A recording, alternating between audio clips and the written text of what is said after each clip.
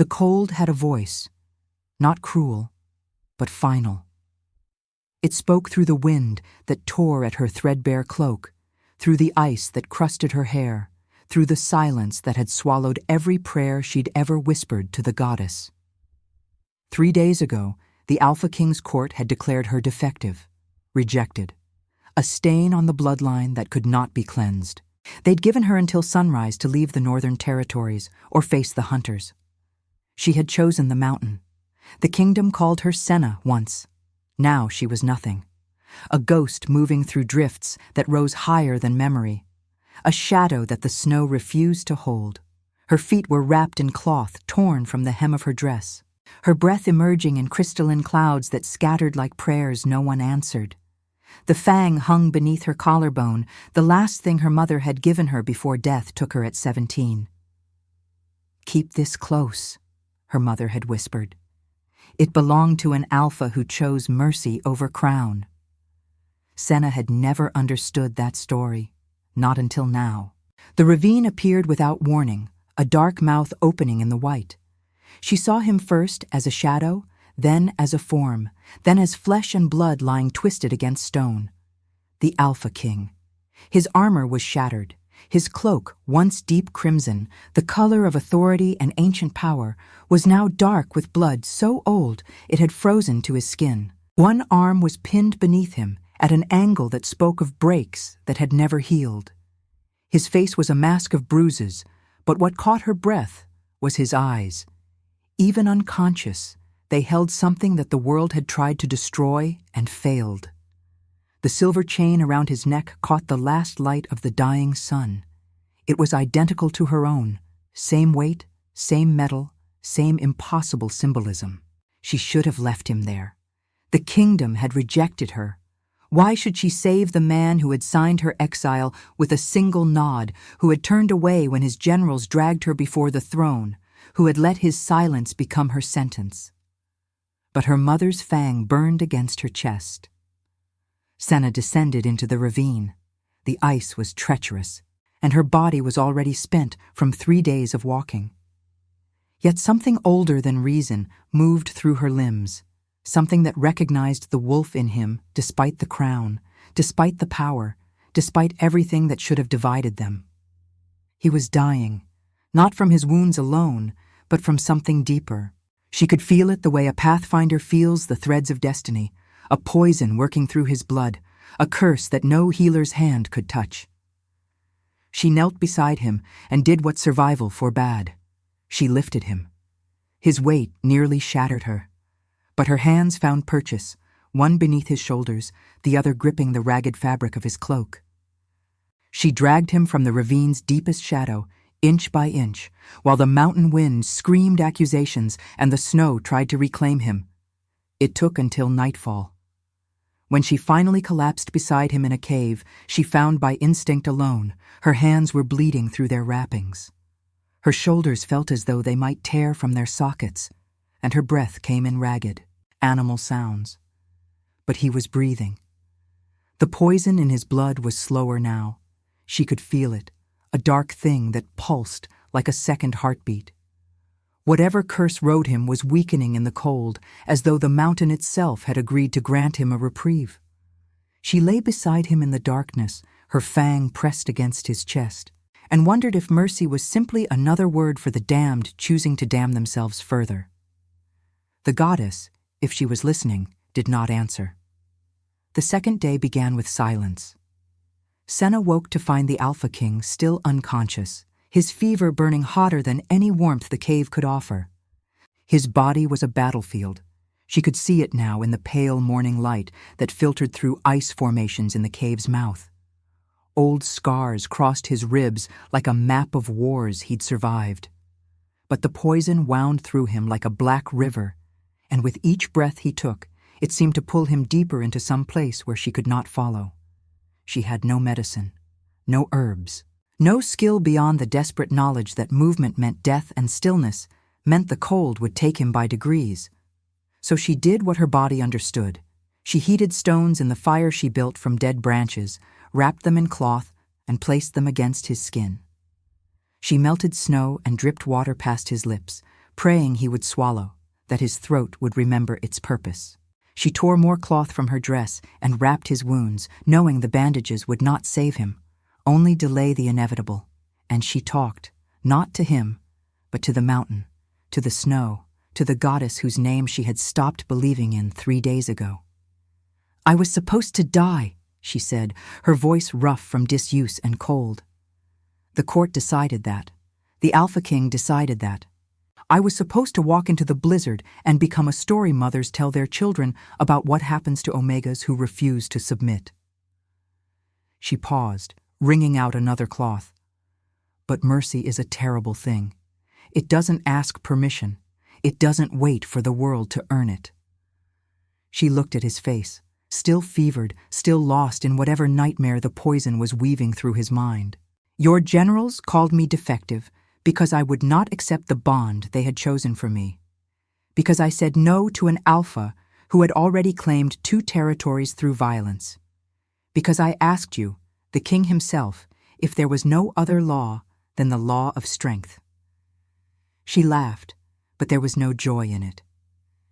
"You turned away. That was your mercy, I suppose. You didn't order the hunters to kill me outright. You gave me a choice, submit or leave, as if those were the only 2 doors in the world." The Alpha King's body convulsed. Fever or dream, she couldn't tell. Senna placed her hand on his chest and felt the poison pulse like something alive, something with intention. "I can feel it in you," she whispered. "That curse. It's not a sickness. It's a choice someone made for you. Someone who hated you deeply enough to craft something that doesn't kill quickly. Something that makes you watch yourself die, piece by piece, while the world moves on without you." She closed her eyes and let herself feel it fully, the black thread of magic that wound through his blood. And in that moment, her Pathfinder gift stirred awake for the first time since her rejection. Senna was a rare thing, a Pathfinder Omega. Where normal Omegas sensed emotion and intention, Pathfinders could read the threads of destiny itself, could see the lines of power that connected souls and fates. The court had called it witchcraft, her own alpha suitor had called it abomination, and the king had said nothing, which meant he had believed them. But now, kneeling beside a dying man in a cave beneath a mountain, her gift opened like a door. The curse was woven from betrayal and old grief. It carried the signature of someone close to him, someone he had trusted enough to let near his blood, someone he had failed. The poison wasn't meant to kill him in the snow. It was meant to kill him slowly, forcing him to endure every moment of a life that had become unbearable. Senna understood that longing for death. She had felt it when they dragged her before the throne. She felt it still. But something else moved through her now, something her mother's fangs seemed to awaken. Not sympathy, not mercy, but a fierce, terrible knowledge. This man does not deserve to die this way, and neither do I. She spent the second day using what little skill she possessed, pressing her hands against his fever, letting her Pathfinder gift trace the curse and find its weakness. It was slow, exhausting work. Her own body temperature dropped as she poured warmth into him. By evening, she was shaking so badly that she could barely wrap herself in what remained of her cloak. But his fever broke. His breathing steadied. The poison's pulse, still there, still dangerous, began to slow. On the second night, she curled against him, sharing body heat, and for the first time in 3 days, allowed herself to sleep. The third day brought him halfway back, his eyes open near dawn. They were gray-green like winter water, and for a long moment they stared at nothing. Then they found her face, and something like recognition flickered through them, not memory, but acknowledgement, awareness that he was not alone. Water. His voice was ruined, a thing made of broken glass and pain. Senna lifted his head gently and let him drink from the cup she had fashioned from bark. He swallowed twice, then turned his head away, unable to manage more. "How long?" he asked. 3 days since I found you in the ravine." His eyes narrowed. Why? It was a simple question, but it held the weight of everything. Why would a rejected Omega, an exile, a woman who had every reason to despise him, drag a dying man through a blizzard? Why would she spend 3 days burning through her own life force to keep his alive? Senna sat back, the fang catching the pale light that filtered through the cave. Because mercy is a muscle, she said quietly, and if we stop using it, we become what the world tells us we are. Something flickered across his face. Pain or understanding, she couldn't tell. He closed his eyes again, and she thought he had drifted back into unconsciousness. But then he spoke. I know who you are. Senna of the Pathfinder line. You were brought before the court. Her breath caught. You refused the bond with Marcus of the Eastern Pax. You questioned the Alpha Council. You asked me directly if there was law beyond strength. His eyes opened again. I remember because I turned away. Because I was afraid of what you represented. What did I represent? She asked. Change, he said simply. A mirror I did not wish to see. The cave was very quiet. Outside, the wind howled, and the snow continued its eternal fall. My name is Kale, he continued, king of the Northern Territories, and I am cursed by my own brother, a man I chose duty over love to cast out. He waited 7 years to poison my blood. Senna felt the threads of his story weaving themselves into hers. The Pathfinder gift stirred again, showing her the connections, how he had reached out to her with that silent turning away, how that moment of cowardice had somehow aligned their fates. I can feel the curse, she told him. I can feel where it's weakest. But to break it, you would have to face what it was meant to make you face. And what is that? Kyle asked. The fact that you let your brother fall, that you chose power over mercy, that every time he wanted redemption, you gave him only rejection. She watched his face darken, watched the pain that had nothing to do with poison cross his features. He murdered 17 people trying to prove his strength to me. And you still cast him out instead of answering why he needed to prove anything at all. Kyle's hand moved suddenly, gripping her wrist with surprising strength. But his eyes held no anger, only a terrible breaking recognition. If I had shown him mercy instead of rejection, those 17 would still live. The curse that rides me now is justice, Senna. It is exactly what I deserve. She did not pull away from his grip. Then I suppose, she said, we are 2 people who deserve nothing, trying to save what the world has already condemned. The silver fang caught the light again, and Kale's eyes fixed upon it. That chain, he whispered. Where did you get it? My mother. It belonged to an alpha who chose mercy over crown. My grandfather, Kyle said. He wore that fang. He was the last king to believe that power and compassion could live in the same heart. After he died, the court decided otherwise. Senna felt the threads of destiny click into place. Not coincidence, not accident, fate, moving with the precision of an arrow through the dark. Here in this cave, beneath the mountain, 2 people marked by the same bloodline's broken promise had found each other, not by love, but by the terrible logic of a world that needed them to heal what generations had shattered. By evening, Kyle was strong enough to sit upright. By nightfall, he was asking her questions. How long had she been walking? Where had she been going? Did she understand what she had done by saving him? But Senna was tired in a way that sleep could not answer. The Pathfinder gift had taken its toll. She had poured too much of herself into breaking the curse's stranglehold on his blood. Her own reserves were running dry, and the cold was beginning to win its slow war against her warmth. Before dawn, as she drifted between sleep and waking, she reached out to those who might hear her, not with words, but with the deeper language of a Pathfinder's power. 3 days in the snow, a king and an exile, a curse that began with rejection. If there is a goddess, if there is mercy in this world, let someone find us. Let the kingdom know that the man they thought dead is alive. Let them know that redemption is still possible.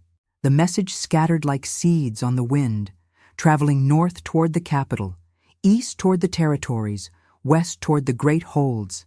And somewhere in the blizzard, a hunter caught the thread of it and understood that the Alpha King had survived.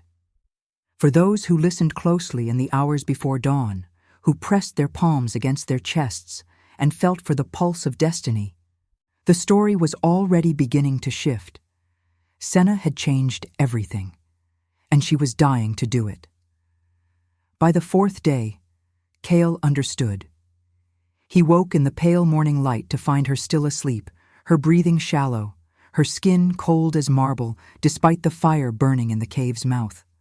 The Pathfinder gift demanded a price, and Senna had paid it without hesitation. He moved his arm, still weak, still bound in cloth, but moving, and touched her face. Her skin was burning with fever, while her lips had turned faintly blue from the cold. The irony was not lost on him. She had drained herself, saving him from a curse, and now a different kind of poison was taking root in her blood. Kale understood curses. He had lived with one for 7 years. But this was worse. This was the price of mercy, and it was consuming her. He pulled her closer, wrapping his recovering body around hers, trying to transfer whatever warmth and strength he had regained back into the woman who had given everything to keep him alive. His hands found the silver fang beneath her collarbone, and he realized with sudden clarity, this was not decoration. This was anchor. This was proof that she belonged to a lineage of alphas who had chosen a different path. Just as he was meant to. The curse in his blood was weakening. He could feel it, not the dark poison receding entirely, but transforming. The venom that had been meant to drag him toward death was becoming something else. Her Pathfinder gift, in breaking its hold on him, had shown him the truth it had been trying to force him to see. You were wrong. You chose wrong. But you can still choose again. That was the real curse. Not death, but the knowledge of every moment he had wasted. When Senna woke, it was midday, and she was crying. "What is it?" Kale asked, his voice steady now, his eyes clear. "I can't feel the threads anymore," she whispered. "My gift is burning away. I gave too much." He understood then what Pathfinders truly were, not seers, but channels. They didn't predict destiny. They could feel it, trace it, follow it. And in doing so, they exhausted the very core of their being. Most Pathfinders learned to measure their gift carefully, to use it sparingly. But Senna had poured everything into him. "Then we must become each other's compass," Kale said. "You gave me your sight. Now I will give you my strength." But even as he said it, a new thread of the curse revealed itself to him. The poison had never been meant to kill him alone. His brother's magic had been more subtle, more cruel. It was designed to find his weakness and then exploit it infinitely. His weakness had been grief over his brother, his guilt over the 17 dead, and now his weakness was Senna. The curse would not let him keep her. It would demand a choice, her life for the kingdoms, her freedom for his redemption. That was the architecture of the magic. Force the king to sacrifice what he loved most, and in doing so, bind him forever to the guilt that had created the curse in the first place. But Kale had 7 years to learn how curses worked, and he understood finally what his grandfather had always known. The only way to break a curse is not to resist it, but to change its nature entirely. Love, true, sacrificial love, was not the curse's prey. Love was its antidote. And Senna's fever was not weakness. It was transformation. That night, as she burned and called out names he didn't recognize, Kale held her and began to speak to her in the old language. The language his grandfather had used to bend mercy into power. He told her the story of the Fang, of an alpha who had chosen to free a slave instead of claiming her, and how that choice had begun the slow work of breaking the ancient hierarchy. He told her about his brother, about the moment of rejection that had set everything in motion. He told her that mercy and strength were not opposites, but the same thing viewed from different angles. "Come back," he whispered as her fever peaked.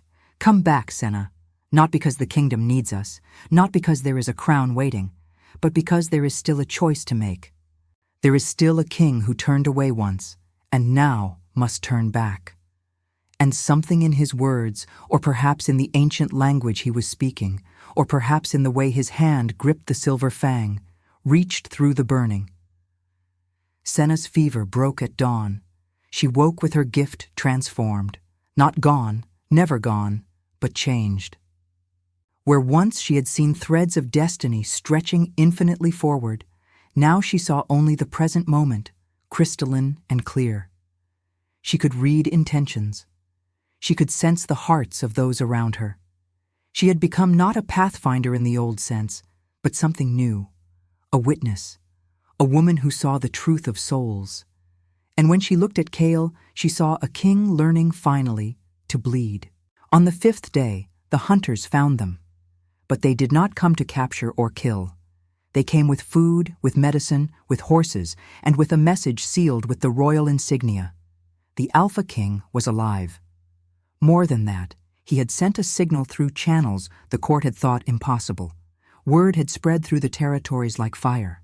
The exiled Pathfinder and the cursed king had survived the blizzard, and in surviving, they had set something in motion that could not be stopped. The hunters, loyal to the old regime, had interpreted the signal differently. They believed Kyle had been murdered in the snow. They came ready to declare his nephew, a man of cruelty and ambition, as the new king. But when they saw Kyle standing at the cave's mouth, strength slowly returning to his frame, with Senna beside him and the silver fang visible between them, they hesitated. "Your Majesty," the lead hunter said, bowing low. "We come from the capital. There are those who have declared you dead." "And now you know that is false," Kyle replied. His voice carried the weight of authority again. But something had changed in it. Where once it had been cold and absolute, now it held an undercurrent of compassion. "There is news from the territories," the hunter continued. "Your brother, the one who cursed you, he has been found. He is asking for asylum. He is requesting mercy." Kyle's hands clenched, and Senna felt the moment the curse tried to assert itself. That old pull toward rejection, toward the safety of anger. But she was beside him, and now she could see it clearly, the way his heart wavered, the way the old king wanted to emerge and protect the throne through power. She reached out and took his hand. In that touch, he felt what she saw, a choice, not between mercy and justice, but between the king he had been and the king he could become. "Tell me," Kyle said quietly, "what is my brother's state? Is he truly reformed, or is this another ploy?" The hunter shifted uncomfortably. "That cannot be known for certain, Your Majesty, but his message spoke of a revelation. He claims that the curse he wove into your blood was meant to show you what you had become. A poison that would force you to understand the pain of being rejected without cause." Senna squeezed Kale's hand. "He tried to murder you," the hunter said carefully, "but the poison was designed not to kill quickly. It was designed to make you suffer as he suffered. It was his revenge for being cast out." Kale was very still. "And what does the court say? What does the new regime demand?" "The new Alpha, your nephew, demands your death or your formal abdication. He has claimed the throne is his by right of strength. Half the territories have already bent knee." The words should have ignited rage. Instead, Kale felt something entirely different. Clarity. He looked at Senna, and she saw it fully now. Not just the present moment, but the threads of what could be. The king could go back and reclaim his throne through force. He could hunt down his brother and end the curse with blood. He could return to the world he had known, or he could do something unprecedented. Tell the court, Kyle said slowly, that the Alpha King will return, but not to wage war. Tell them that I am coming to present a new law, a law that says mercy and strength are no longer enemies. Tell them that I bring with me a pathfinder, a woman whose bloodline carries the wisdom my family forgot generations ago, and together we will show them what it means to rule with both crown and compassion. The hunters stared at him in shock. Your Majesty, that is treason against the old order, Kyle finished. Yes, that is exactly what it is, and I have decided to commit it fully. That night, as the hunters rode back toward the capital with news that would shake the entire kingdom, Senna asked Kale the question that mattered most. Are you prepared for what comes next? The court will not accept this willingly. Your nephew will fight. The old alphas who have grown comfortable with hierarchy will resist. Kale pulled her close, and she could feel the remnants of the curse still in him, not gone, but transformed into something that almost resembled purpose. My grandfather learned this, he said quietly. Mercy is not passive. It is the most dangerous revolution, because it demands that everyone look at what they have become and asks if they are willing to change. He pulled back and looked at her directly. But I cannot do this alone. The curse will not fully break unless my brother is part of the breaking. And you cannot guide me through this forest unless you are willing to walk it with me, not as an exile, not as someone to be saved, but as a partner in this revolution. Senna felt the old threads of her destiny settle into new patterns. She had been rejected by the world. Now she was being asked to reshape it. Then let's burn it down, she said softly. Mercy and all. The capital had changed in the 7 years of Kale's absence. The grand throne room, once a place of ice-blue marble and silver light, had been draped in darker colors by the new regime. The nephew, Vex, had surrounded himself with the cruelest of the old alphas, those who believed that hierarchy could only be maintained through fear. But they had not expected the king to return at all, and they certainly had not expected him to return with a pathfinder at his side, a woman marked by the old bloodline, walking with him as an equal. The moment Kale entered the throne room, the air changed. Those who had declared him dead fell silent. Those who had bent knee to the nephew rose in confusion. Vex stood from the throne, not the ancient seat, but a new one, carved from obsidian and studded with the teeth of conquered wolves. Brother, Vex said, his voice dripping with false warmth. You survived. How unexpected. I survived, Kyle replied, because someone showed me mercy, because someone chose to save me instead of letting the world take its course. And in doing so, she taught me what you tried to teach me through poison, that rejection is a choice we make, and it can be unmade. Vex's expression hardened. You're speaking philosophy like a fool. This world does not run on mercy, brother. It runs on strength. Then we will show you a different truth, Kyle said. He raised his hand, and behind him, the great doors of the throne room opened. There, standing in the light, was Kale's brother, not the rebellious exile, but a man transformed. He bore the mark of years in hiding, in isolation. His own curse, the knowledge of what he had done, had aged him beyond his years. Castor, Vex breathed, his hand moving toward the weapon at his side. But Castor stepped forward, and something in his bearing stopped everyone.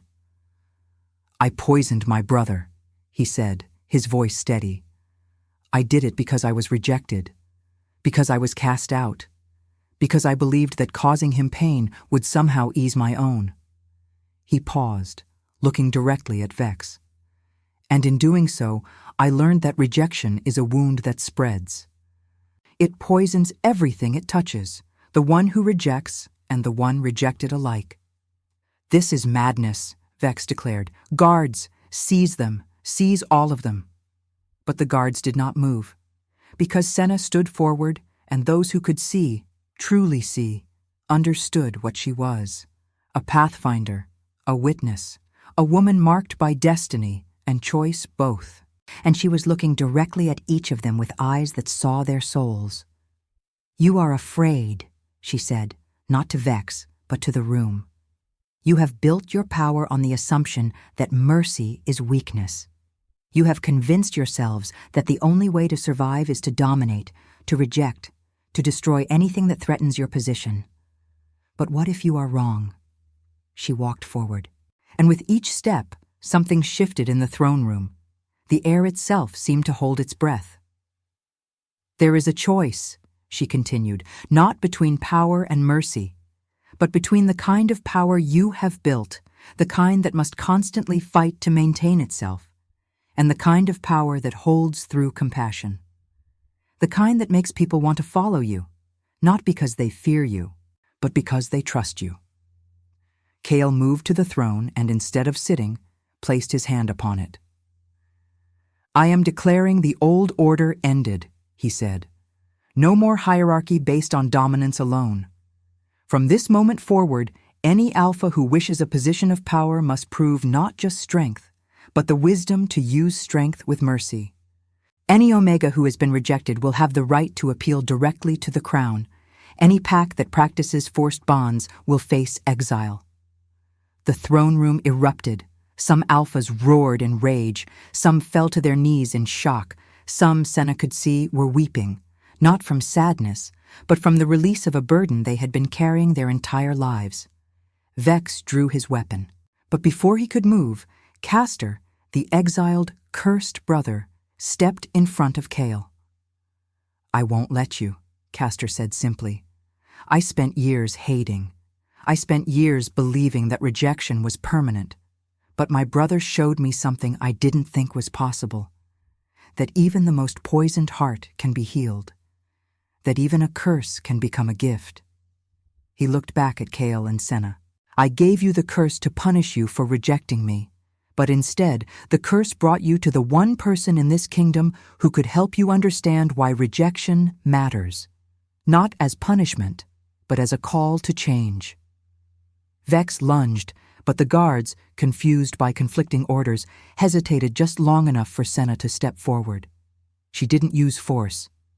Instead, she reached out and touched Vex's wrist, and in that touch, she showed him what every being in the throne room could now see. A future where he could have power without cruelty. A kingdom where strength and mercy were not enemies. A possibility he had been taught was impossible. Vex fell to his knees, weapon dropping from nerveless fingers. And in that moment, the old order broke. Not through violence, though violence had nearly been necessary, but through the simple act of two broken people, an exiled king and a rejected omega, standing together and insisting that there was another way. By the end of the day, the new law was written. By the end of the week, the territories had begun to accept it. By the end of the season, the entire kingdom was transforming. But transformation is never painless, and the greatest sacrifice was yet to come. Because the curse, even as it broke, demanded one final price. The curse could not simply disappear. Magic, true magic, always demands balance. And the poison that Castor had woven into Kale's blood had been so intricate, so deeply rooted in rejection and guilt, that breaking it entirely required something the three of them had not fully understood. One of them would have to bear the weight of it completely. Senna realized this 3 weeks after Kale's return to the throne. She was walking through the castle gardens, now being replanted with flowers and growth instead of the dark thorns that Vex had favored, when she felt it. A pulling in her chest, a stretching of the threads of destiny. The curse was calling, not destroying, but demanding. It wanted to know, what price will you pay for your choice to save him? She found Kale in the tower where the old books were kept. Books about the ancient laws, about pathfinders and their gifts, about what it meant to break a kingdom's foundation. "It's pulling at me," she told him. "The curse. It's not gone. It's just waiting." Kyle's face went pale. "I know. I can feel it too. but I thought that it would simply dissolve because we proved love and mercy were powerful, Senna finished. That's not how magic works, Kyle. Magic is a law unto itself. It balances, it demands, and we have upset the balance of an entire kingdom. She moved to the window and looked out at the city below. People moving freely, Omegas walking with their heads high, Alphas serving in new roles that didn't require dominance. The curse was created to teach you about rejection, to show you what it felt like to be cast out. And it did that. It worked perfectly. But for that lesson to take root, someone has to live it fully. Someone has to understand rejection so completely that they can transform it. No, Kale said, I won't let you. It's not your choice, Senna replied gently. It's mine. I was already exiled, already rejected. The curse recognizes that. If I accept it fully, take it into myself, it will transform from a poison into something else, something that can become a tool for healing instead of harm. She turned back to him, and Kale saw that her eyes were now completely silver, the mark of a full Pathfinder transformation. Senna, you have your crown and your kingdom, she said. You have a chance to build something new, but that chance requires sacrifice. Not your sacrifice, mine. I chose this when I dragged you through that blizzard. I chose it every moment after. Let me finish what I began. 3 days later, under the light of the full moon, Senna stood in the ancient temple at the heart of the kingdom. It was a place that had been abandoned for generations, a sanctuary for the Pathfinders who had once guided the realm with wisdom instead of force. Kale watched from the threshold as she walked to the center of the chamber. She removed the silver fang from around her neck, and she spoke the words of binding that only a Pathfinder could speak, words that would take the curse into her blood, her bones, her very soul, words that would transform rejection into power and power into purpose. The words were in the old language. They sounded like wind, like snow, like the cry of wolves under the moon. And when she finished speaking, she collapsed, but she did not die. Instead, she was transformed. The curse, no longer a poison, but a tool in the hands of one who understood rejection completely, wove itself into her being. Her hair turned white as frost. The silver fang that hung above her heart began to glow with a light that came from within. Her eyes became the eyes of one who had seen the threads of every rejected soul in the kingdom and understood their pain. She had become the keeper of rejected souls, a guardian, a witness, a living bridge between those cast out and those who had cast them out. Kale ran to her, dropping to his knees beside her as she opened her eyes. I can see them all now, she whispered. Everyone who has ever been rejected, everyone who has ever felt cast aside. I can see their threads, and I can help them find their way back. She reached up and touched his face. This is what mercy looks like, Kale. Not weakness, not softness, but strength that has chosen a harder path. Strength that serves others instead of consuming them. Over the following weeks, people began to seek her out. Omegas who had been rejected by their alphas. Alphas who had been outcast from their packs. Even Vex came on a cold morning asking if he could be guided back to something resembling a soul. And Senna showed them all. The path through rejection is not around it. It is through it. It is in standing in the middle of your pain and choosing to transform it into something that can help others. She was no longer the exiled woman dragging a dying king through a blizzard. She was the reason the kingdom was learning to bleed and survive, to break and rebuild, to reject and eventually to reach back out and accept. 2 years later, on the anniversary of the night they entered the cave, Kale abdicated, not because he was weak or because the transformation had broken him, but because he had learned what his grandfather had known. The greatest strength is knowing when to lay down the crown.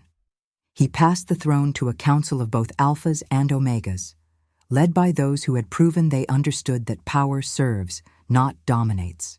Castor joined them, his curse now broken fully, his redemption real. Vex became a healer, working in the territories where rejection had done the most damage, learning to mend what cruelty had shattered. But Kale did not leave the kingdom. He stayed with Senna in the temple, where they worked together to guide the transformation that was spreading through the territories. Where she read the threads of destiny, and he helped people understand that those threads could be rewoven, rewritten, remade. The silver fang hung between them now, a symbol no longer of bloodline, but of choice, of mercy, of the revolution that had started in a cave beneath a mountain when an exile chose to save a king. One evening, as the snow fell outside, not the blizzard that had tried to kill them, but the gentle snow of a kingdom learning peace, Kale asked her the question he had been holding for 2 years. Do you regret it? Taking the curse? Giving up your Pathfinder gift to become something new? Senna looked out at the snow, and for a moment she seemed to be seeing something beyond the present moment. Then she smiled. No, she said, because being a Pathfinder means seeing what could be, and what could be is so much greater than what I lost. I see a kingdom where rejection no longer means the end of a story. I see Omegas choosing their own bonds. I see Alphas learning that strength without mercy is just noise. I see. She trailed off, watching the snow swirl. I see us, Kale finished. Free, not bound by crown or curse or the weight of what we were supposed to be. He took her hand, and the silver fang, which had passed to him when she underwent her transformation, caught the light. I was dying in that ravine, he said quietly, not just from the poison, but from a life that had become unbearable. And you saved me, not because I deserved it, but because you understood something that the entire kingdom had forgotten, that every soul, no matter how broken, deserves the chance to choose differently. You chose to, Senna replied. You chose to give up everything you were told was important. You chose to let go of the need to be right, to be strong, to be unquestionable. That's not weakness, Kale. That's the rarest kind of courage. They stood together in the snow, and all around them, the kingdom slept. In the territories, Omegas were discovering that their voices mattered. Alphas were learning that power meant something different now. In the capital, the council was writing new laws based not on dominance, but on balance. In the hidden places, those who had been most rejected were being found and brought home and told that they were wanted after all. It had taken 3 days in a blizzard and 2 years of careful transformation, but the mountain had changed the kingdom. One woman dragging a dying king through the snow. That was all it took. That was all mercy ever needed. If your heart beat alongside ours through these 8 nights, through the blizzard and the cave, through the throne room and the temple, if you felt the weight of Senna's choice and understood what it meant to transform rejection into power, then we ask you, like, comment, and subscribe. Because every soul that joins the Moonblood Chronicles keeps the flame of redemption alive. And we believe that mercy, true, costly, transformative mercy, is the revolution the world has been waiting for. Tell us where you watched this story. Tell us what hour the snow found you. Tell us if you would have made Senna's choice. Because your voice matters. Your presence matters. Your belief in the power of compassion and second chances. That is what builds the kingdom we imagine together. The Northern Confessions are traveling far now, reaching souls in darkness, reaching hearts that had begun to believe mercy was impossible. But it's not. It never was. And that is why the moon keeps burning.